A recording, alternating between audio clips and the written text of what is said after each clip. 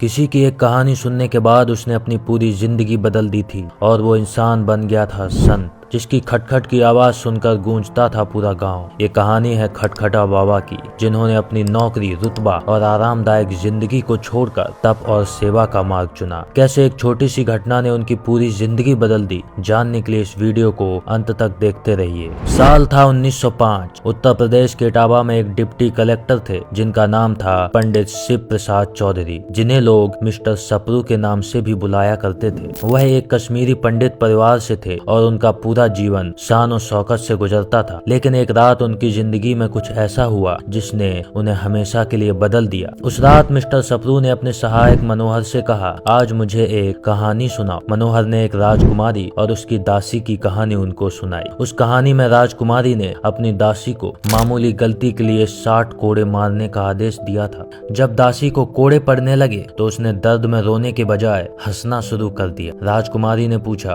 तू हंस क्यों रही है? दासी ने जवाब दिया, मैं सोच रही हूँ कि मैंने एक पल के लिए आपके बिस्तर पर सर रख दिया और मुझे 60 कोड़े मिले, लेकिन आप जो हर दिन इस बिस्तर पर सोती हैं, आपके लिए भगवान का न्याय कितना कठोर होगा। ये सुनते ही सप्रू साहब बेचैन हो उठे। उन्होंने खुद से सवाल किया, क्या मैं भी अपने काम में ऐसा ही अन्याय कर रहा हूँ? वह समझ गए कि वह जिस सत्ता का हिस्सा है वह नीति विरुद्ध और मानवता के खिलाफ है, और उसी पल उन्होंने तय किया सब कुछ छोड़ने का। अगली सुबह उन्होंने नौकरी छोड़ दी। अपने घर से एक लंगोट, गमछा, खड़ाऊ और एक लोटा लेकर निकल पड़े। वो यमुना नदी के किनारे तपस्या करते, भिक्षा मांगते और ध्यान लगाते। जब वो चलते, उनके खड़ाऊ की खटखट की आवाज लोगों को सुनाई देती और इसी वजह से लोग उन्हें खटखटा बाबा कहने लगे। खटखटा बाबा का जीवन सादगी और ज्ञान का प्रतीक बन गया। वह खुले आसमान में सोते थे। सर्दी, गर्मी, बारिश, इन मौसमों का उन पर कोई असर नहीं होता था।